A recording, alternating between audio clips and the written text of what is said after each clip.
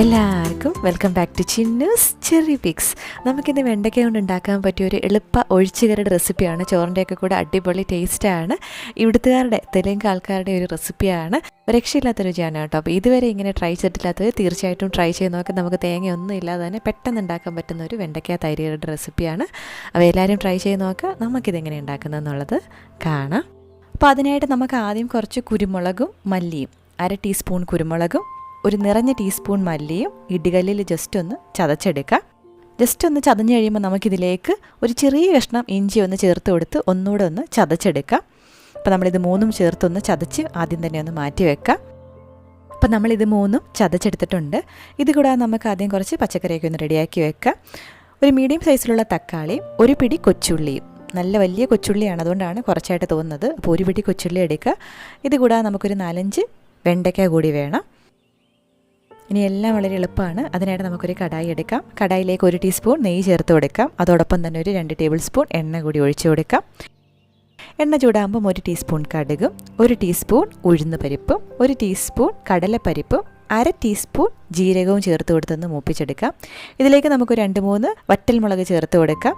ഇതുപോലത്തെ ഉണ്ടമുളക് ഇല്ലാന്നുണ്ടെങ്കിൽ സാധാരണ വറ്റൽമുളക് മുറിച്ചിട്ട് കൊടുത്താലും മതി. ഇനി ഇതിലേക്ക് നമുക്ക് കറിവേപ്പില ചേർത്ത് കൊടുക്കാം.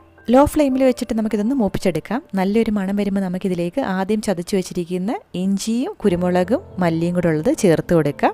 ഒരുപാട് ഇങ്ങോട്ട് ചതയ്ക്കേണ്ടതൊന്നും ആവശ്യമില്ല. നമ്മൾ ഇതിനെങ്ങനെ ചോറും കൂട്ടി കഴിക്കുമ്പോൾ ചെറുതായിട്ടൊന്ന് കടിക്കാൻ കിട്ടുന്ന രീതിയിലാണ് നമ്മളിത് ചതച്ചെടുത്തിരിക്കുന്നത്. ലോ ഫ്ലെയിമിലിട്ട് ആ ഒരു പച്ചമണം മാറി കഴിയുമ്പോൾ നമുക്കിതിലേക്ക് അരിഞ്ഞു വെച്ചിരിക്കുന്ന കൊച്ചുള്ളി ചേർത്ത് കൊടുക്കാം. കൊച്ചുള്ളി ഒന്ന് നേർത്ത് വരുന്നിടവരെ നമുക്കിതൊന്ന് വഴറ്റിയെടുക്കാം. ഈ സമയത്ത് ഞാനിതിലേക്ക് 1/4 ടീസ്പൂൺ മഞ്ഞൾപ്പൊടി കൂടി ചേർത്ത് കൊടുക്കുകയാണ്. അപ്പോൾ നമ്മുടെ കൊച്ചുള്ളിയെല്ലാം നല്ല നേർത്ത് വന്നിട്ടുണ്ട്. ഇനി നമുക്കിതിലേക്ക് പച്ചമുളക് സ്ലിറ്റ് ചെയ്തത് ചേർത്ത് കൊടുക്കാം. അതോടൊപ്പം തന്നെ വെണ്ടയ്ക്ക ഈ ഒരു വലുപ്പത്തിൽ 1 ഇഞ്ച് വലുപ്പത്തിൽ ഒന്ന് കട്ട് ചെയ്തത് കൂടി ചേർത്ത് കൊടുക്കാം. ആ സമയത്ത് റെക്കോർഡിംഗ് ഇല്ലായിരുന്നു. അപ്പോൾ ഞാനിവിടെ 3 പച്ചമുളകും വെണ്ടയ്ക്കയുമാണ് ചേർത്ത് കൊടുക്കുന്നത്. 2 മിനിറ്റ് ഒന്ന് ഇളക്കിയതിന് ശേഷം നമുക്കിതൊന്ന് അടച്ചു വെച്ച് ഒരു 2 മിനിറ്റ് ഒന്ന് ലോ ഫ്ലെയിമിൽ കുക്ക് ചെയ്തെടുക്കാം. അതിനുശേഷം നമുക്കിതിലേക്ക് ഒരു മീഡിയം വലുപ്പത്തിലുള്ള തക്കാളി ഒന്ന് ചേർത്ത് കൊടുക്കാം. തക്കാളി ഇതുപോലെ ചെറിയ ക്യൂബ്സായിട്ട് അരിഞ്ഞിട്ടാണ് ഞാൻ ചേർത്ത് കൊടുക്കുന്നത്. തക്കാളി ചേർത്ത് ഉടനെ തന്നെ നമുക്ക് കുറച്ച് ഉപ്പും കൂടി, 1 ടീസ്പൂൺ ഉപ്പ് കൂടി ചേർത്ത് കൊടുത്ത് ഇത് നല്ലപോലെ ഒന്ന് വഴറ്റിയെടുക്കാം. അപ്പോൾ ഈ ഒരു വലുപ്പത്തിലാണ് ഞാൻ തക്കാളി ചേർത്ത് കൊടുത്തിരിക്കുന്നത്. ഒരു 2 മിനിറ്റ് നമുക്കിതൊന്ന് ഇളക്കിയെടുക്കാം. അതിനുശേഷം നമുക്ക് ലോ ഫ്ലെയിമിൽ അടച്ചു വെച്ച് 3 മിനിറ്റ് ഒന്ന് കുക്ക് ചെയ്തെടുക്കാം. ഇതിവിടെ ഇരുന്ന് കുക്കാവുന്ന സമയം കൊണ്ട് നമുക്ക് തൈരൊന്ന് അടിച്ചെടുക്കാം. 1/2 ലിറ്റർ തൈരാണ് നമ്മളിവിടെ മിക്സഡ് ജാറിലിട്ടൊന്ന് അടിച്ചെടുക്കുന്നത്. മിക്സഡ് ജാറിലിട്ട് അടിക്കണമെന്നൊന്നുമില്ല, ഒരു വിസ്ക് വെച്ചിട്ട് ഉടച്ചെടുത്താലും മതി.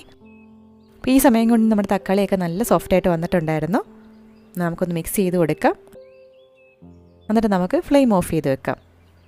ഫ്ലെയിം ഓഫ് ചെയ്തിട്ട് നമുക്ക് ഉടനെ തന്നെ ഇതിലേക്ക് അടിച്ചു വച്ചിരിക്കുന്ന തൈര് ചേർത്ത് കൊടുക്കാം. നല്ലപോലെ ഒന്ന് മിക്സാക്കി കൊടുക്കാം. മിക്സിയുടെ ജാറിലേക്ക് 1 കപ്പ് ഇളം ചൂടുവെള്ളം ചേർത്ത് ഒന്ന് മിക്സ് ചെയ്തിട്ട് നമുക്ക് അതും കൂടി ചേർത്ത് കൊടുക്കാം. നല്ലപോലെ ഒന്ന് മിക്സ് ചെയ്തെടുക്കാം. ഈ സമയത്ത് ഉപ്പ് നോക്കിയിട്ട് ആവശ്യത്തിന് ഉപ്പ് കൂടി ചേർത്ത് കൊടുക്കുക. അപ്പോൾ എന്ത് എളുപ്പമാണെന്ന് നോക്കി. നമ്മൾ ഫ്ലെയിം ഓഫ് ചെയ്ത് വെച്ചിട്ടാണ് തൈര് ചേർത്ത് കൊടുക്കുന്നത്. ആവശ്യത്തിന് ഉപ്പ് ചേർത്ത് കൊടുക്കുക. ഈ സമയത്ത് കുറച്ച് കറിവേപ്പില കൂടി ചേർത്ത് കൊടുക്കാം. നിങ്ങൾക്ക് വേണമെന്നുണ്ടെങ്കിൽ കുറച്ച് വെണ്ടയ്ക്ക കൂടി ചേർത്ത് കൊടുക്കാവുന്നതാണ്. അപ്പോൾ വളരെ എളുപ്പത്തിൽ ഉണ്ടാക്കാൻ പറ്റുന്നൊരു കറിയാണ്.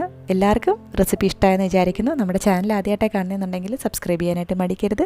ആ സൈഡിൽ കാണുന്ന ബെല്ലൈക്കൺ കൂടി ക്ലിക്ക് ചെയ്യുകയാണെന്നുണ്ടെങ്കിൽ പുതിയ വീഡിയോസ് ഇടുമ്പോൾ നോട്ടിഫിക്കേഷൻസ് ആയിട്ട് കിട്ടിക്കോളും. അപ്പോൾ എല്ലാവരും ട്രൈ ചെയ്ത് നോക്കിയാൽ, ട്രൈ ചെയ്താൽ മാത്രം പോരാ, ഫീഡ്ബാക്കൊക്കെ പറയുക. നല്ല ടേസ്റ്റാണ് ചോറിനോടെ കഴിക്കാനായിട്ട്. വളരെ എളുപ്പമാണ് ഉണ്ടാക്കിയെടുക്കാനായിട്ട്. അപ്പോൾ പുതിയ റെസിപ്പി വീഡിയോ അല്ല വ്ളോഗായിട്ട് നമുക്ക് വീണ്ടും കാണാം. അതുവരേക്കും ബൈ.